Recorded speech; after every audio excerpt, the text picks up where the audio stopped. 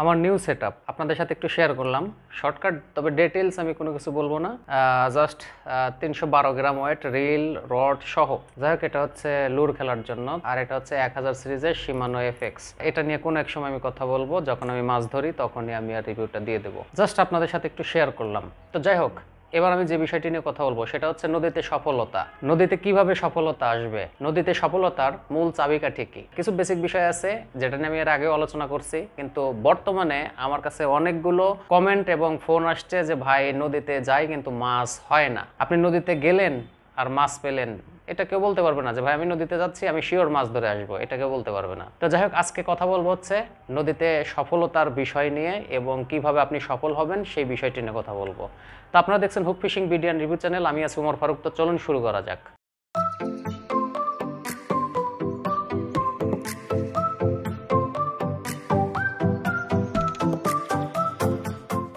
তো প্রথমে যদি আমি বলি যে নদীতে সফলতার মূল চাবিকাঠি কি, তো প্রথমে আমি বলবো সেটা হচ্ছে ধৈর্য। ধৈর্য না ধরলে কখনোই নদী থেকে মাছ ধরতে পারবেন না। যাদের ধৈর্য নেই তারা কখনোই নদীতে মাছ ধরতে পারবেন না। তো প্রথমে আপনাকে ধৈর্য ধরতে হবে। ধৈর্য ধরার পাশাপাশি অনেক বড় বড় কিছু বিষয় আছে যে বিষয়টা আপনার মাথায় রাখতে হবে। সেই বিষয়গুলো নিয়ে আমি মূলত আজকে আলোচনা করব। প্রথম বিষয়টি নিয়ে যদি আমি কথা বলি, যেহেতু ধৈর্য একটা বিষয় সেটা আমি ধরে রাখছি, সেটা হচ্ছে কমন এবং অনেক বড় একটা ব্যাপার। এরপরে আপনার নদীতে আরেকটা যে বিষয় আছে সেটা হচ্ছে নদীতে স্পট নির্বাচন।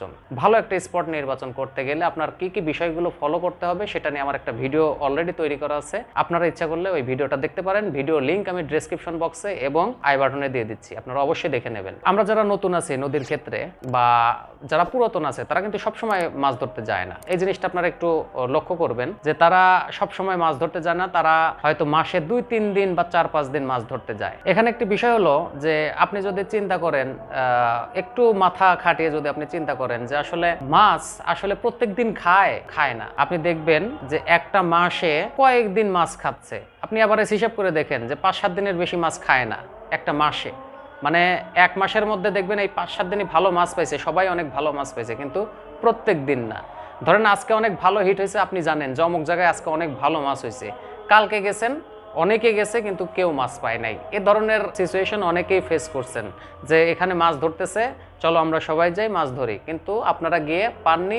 এমনকি যারা গতকালকে মাছ ধরছে তারাও মাছ পায়নি। আমরা জটিল করে চিন্তা করব না, সবসময় সহজ চিন্তাটা করব। আর একটা বিষয় হচ্ছে যে নদীতে স্পট নির্বাচনটা খুবই জরুরি এবং নদীর পরিবেশটা বোঝাও খুব জরুরি, যে আপনি কোন জায়গাতে বসছেন, এই জায়গায় মাছের ওয়াশ আছে কিনা বা এই জায়গায় মাছ থাকতে পারে কিনা। দেখেন আমি এর আগে আরেকটা ভিডিওতে বলছিলাম যে নদীর মাছ, অধিকাংশ মাছ আপনার 80%-এরও বেশি মাছ তারা বাধা বিপত্তি যে জায়গাতে আছে সেই জায়গাতে বেশি থাকে। এখন বাধা বিপত্তি বলতে এইটা মনে করেন না যে জাল দিয়ে ঘেরা বা জাল ফেলানো, এটা মাছের কাছে বাধা বিপত্তি হচ্ছে জাল বা এই ধরনের কোনো কিছু, চায়না জাল, যে কোনো ধরনের জাল মাছের জন্য ভয়ঙ্কর। মাছ ভয় করে, ওইটা দেখে ওরা সবসময় দূরে থাকার চেষ্টা করে। কিন্তু ওদের জন্য নিরাপদ হচ্ছে যেসব জায়গা হচ্ছে আমাদের সমস্যা, ডাল আছে, তারপরে কংক্রিট আছে, ব্লক আছে, যেখানে বসি বেঁধে গেলে আর বসি উঠানো যায় না, এই ধরনের জায়গা। তো এই ধরনের জায়গাগুলো হচ্ছে মাছের জন্য সবচেয়ে ভালো স্পট এবং মাছ সবসময় নিরাপদ জায়গায় থাকতেই পছন্দ করে। 80% মাছ বা তারও বেশি, মাত্র 20% মাছ খোলা জায়গায় চলাফেরা করে। অধিকাংশ নদীর মাছ নদীর কিনারে দিয়ে ঘুরতে বেশি পছন্দ করে। এই জিনিসটা আপনাদের মাথায় রাখতে হবে। সবসময় দূরে বা অনেক দূরে যে মাছ হবে তা কিন্তু না, মানে অনেক কিনারা না, মানে কিনারা বলতে এরকম বোঝাই নাই যে একদম উপরের দিকে বা হাঁটু জলে, এটা কিন্তু বোঝাই নাই। তো যাই হোক, এটা হচ্ছে নদীর মাছের ক্যারেক্টার। তো আপনাকে এখানে সফলতা আনতে হলে আপনাকে অবশ্যই ধৈর্য ধারণ করতে হবে এবং আপনাকে নদীর পরিবেশ সম্বন্ধে জ্ঞান রাখতে হবে। এটা একদিনে হবে না। আপনি একদিনেই যে খুব সবকিছু বুঝে যাবেন তা না। আপনি যাইতে যাইতে তবে আপনি নদীর আবহাওয়াটা বুঝতে পারবেন, না গেলে কখনোই বুঝতে পারবেন না। একদিন হুট করে গেলেন, একটা জায়গায় বসে পড়লেন, আপনি চারও করলেন, অনেক কিছুই করলেন, কিন্তু আপনি মাছ পেলেন না। অথচ দেখেন অন্য কেউ একজন এসে বসছে বা অন্য জায়গায় একজন এসে আপনার আগে সে মাছ ধরে ফেললো। এরকম বিষয় নদীর ক্ষেত্রে, এরকম বিষয় আপনি অনেক, আবার এরকম বিষয়গুলো আমি দেখছি যে আমি অনেক ধরনের ভ্যারিয়েন্টের টোপ নিয়ে বসে আছি, কিন্তু আমার মাছ হলো না, তো সাধারণ একটা টোপে মাছ ধরে গেছে। এই হচ্ছে নদীর বিষয়। অর্থাৎ আপনাদের কখনোই নদীর বিষয়ে বা নদীতে মাছ ধরার জন্য, দেখেন পুকুর কিন্তু একটা ব্যাংক, মাছের জন্য ব্যাংক। আপনি কিন্তু অলওয়েজ সেখানে বসে ফেললে অন্যরা 10টা পেলেও আপনি একটা পাবেনই। এটা এটা হচ্ছে পুকুরের ক্ষেত্রে। পুকুরে কেউ কখনো মিস যায় না, মাছ পায়। কিন্তু নদীতে কিন্তু অনেক বড় বড় শিকারীও আছে, তারা কিন্তু অনেক সময় ফিরে আসে, কিন্তু তারা তারপরেও ধৈর্য ধরে বসে থাকে মাছ পাওয়ার জন্য। তো নদীর ক্ষেত্রে মাছ ধরা যে একটা আনন্দ, এটা যারা নদীতে মাছ ধরে তারাই জানে। আর একটা বিষয় হচ্ছে, অনেকে বলেন যে ভাই চার করি, চার তো ভালো না, এগুলো চার মনে হয় সম্ভবত কাজ হয় না, এরকম বলতে পারেন, অনেকেই বলেন। চারের বিষয়ে আমি একটা কথা বলবো, সেটা হচ্ছে যে আপনি যত ভালো চারই ব্যবহার করেন কিনা, আপনার যদি স্পট ভালো না হয় ওই চারে মাছ আসবে না। আবার এই জিনিসটা আপনার মাথায় রাখতে হবে, আমি যে চারটা এখানে দিচ্ছি, চারটা তো বল করে দিচ্ছি, এখন নিচের দিকে আরো ঢালু আছে কিনা, আমি যেখানে টার্গেট করে ফেললাম চারটা নিচের দিকে চলে গেল কিনা, এই জিনিসটা বুঝতে হবে।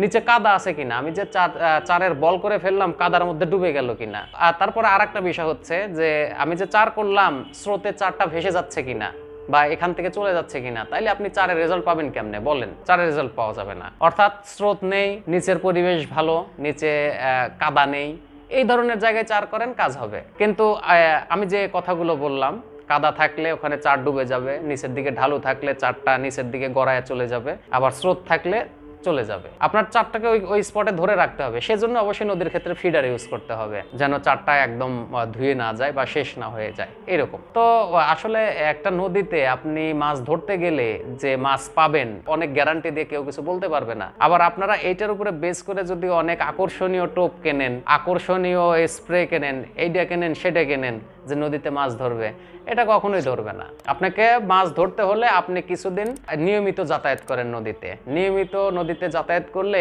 এমনও আছে যে অনেক শিকারী আছে যে 1 মাস ঘুরছে, একটা মাছ পায় নাই, 1 মাস ঘুরছে কিন্তু মাছ হয় নাই। আর একটা বিষয়, অবশ্যই রিজিককে, অবশ্যই আমাদের যে রিজিক, এই রিজিকটাকে বিশ্বাস করতে হবে, আল্লাহর উপরে বিশ্বাস করতে হবে। আর নদীতে আপনি যেদিন দেখবেন যে মাছ ধরতেছে, ওই দিন আপনি মাছ উঠায় কুল পাবেন না। আর অবশ্যই আপনাকে ডালপালা, এই ধরনের জায়গা, যেই জায়গায় মাছের ওয়াশ আছে, ওইখানে কিন্তু মাছ ধরার পসিবিলিটি বেশি, এবং যেখানে বাধা বিপত্তি আছে ওই জায়গায় মাছ ধরার পসিবিলিটি বেশি। অর্থাৎ আপনি নদীতে গেলেন যে আমি নদীতেই ফেললাম, আমি তো নদীতেই ফেলছি, নদীতে ফেললে আপনি মাছ ধরতে পারবেন, কেউ এটার গ্যারান্টি দিতে পারবে না। আর অবশ্যই এটা মনে রাখবেন যে 80% মাছ যদি এই ধরনের বাধা বিপত্তির জায়গায় থাকে, তাহলে আপনার ওই জায়গাতেই থাকতে হবে, তবেই আপনি মাছ ধরতে পারবেন। তো আরও বিষয় আছে, সেটা নিয়ে আমি আলোচনা করব, কিন্তু আমার রিকোয়েস্ট থাকবে যে নদীর স্পট নির্বাচন নিয়ে আমার একটা ভিডিও করা আছে, অবশ্যই ভিডিওটা দেখবেন। সে পর্যন্ত সবাই ভালো থাকবেন, আর চ্যানেলটি অবশ্যই সাবস্ক্রাইব করবেন। আর আমি এই মুহূর্তে খুবই ব্যস্ত সময় কাটাচ্ছি, যার কারণে ভিডিও নিয়ে আসতে পারতেছি না। তো ইনশাল্লাহ হাতে সময় হলে অবশ্যই আমি চলে আসবো আপনাদের সামনে ভিডিও নিয়ে। তো সবাই ভালো থাকবেন, আল্লাহ হাফেজ।